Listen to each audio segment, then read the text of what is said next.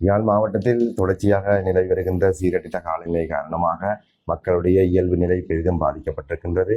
இதில் குறிப்பாக சண்டிலிப்பாய், சங்கானை, ஊர்காவத்துறை, யாழ்ப்பாணம், வேலனை, சாவகச்சேரி, கோப்பாய், கேரநகர், பருத்துறை சில பிரிவுகளில் இதனுடைய பாதிப்புகள் கூடுதலாக உணரப்பட்டுள்ளது.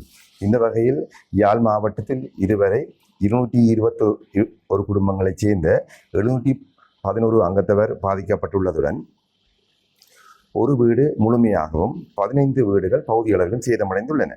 பாதிக்கப்பட்ட மக்களில் 88 குடும்பங்களைச் சேர்ந்த 275 அங்கத்தவர், நண்பர் மற்றும் உறவினர் வீடுகள் தங்க வைக்கப்பட்டுள்ளதுடன் 2 குடும்பங்களைச் சேர்ந்த 9 அங்கத்தவர் பாதுகாப்பு நிலையமாக போக்காட்டி GTMS பாடசாலையில் தங்க வைக்கப்பட்டு அவர்களுக்கான சமைத்த உணவு வழங்கப்பட்டுக் கொண்டிருக்கிறது. மேலும் யாழ்ப்பாணம் பொன்னாலை பரித்துறை வீதியான AB 019 வீதியானது 50 தொடக்கம் 55வது கிலோமீட்டர் இடைப்பட்ட பிரதேசம் பழுதடைந்து காணப்படுவதால் மக்களுடைய போக்குவரத்து மிகவும் பாதுகாப்புக்கு அச்சுறுத்தலாக காணப்படுகிறது. இந்த வகையில் குறித்த வீதியூடாக பிரயாணம் செய்யும் மக்கள் மிகவும் அவதானத்துடன் பிரயாணம் செய்யுமாறு மேற்கொள்ளப்படுகின்றன. மேலும் காலநிலை மோசமடைகின்ற பொழுது குறித்த வீதியானது தற்காலிகமாக மூட வேண்டிய நிலைமை ஏற்படும் என வீதி அபிவிருத்தி அதிகார சபையினால் தெரிவிக்கப்பட்டிருப்பதனால் குறித்த நேரத்தில் மக்கள் மாற்று வீதியான பொலிகண்டி மாலை சந்தி வீதியை பயன்படுத்துமாறு கேட்டுக்கொள்ளப்படுகின்றனர்.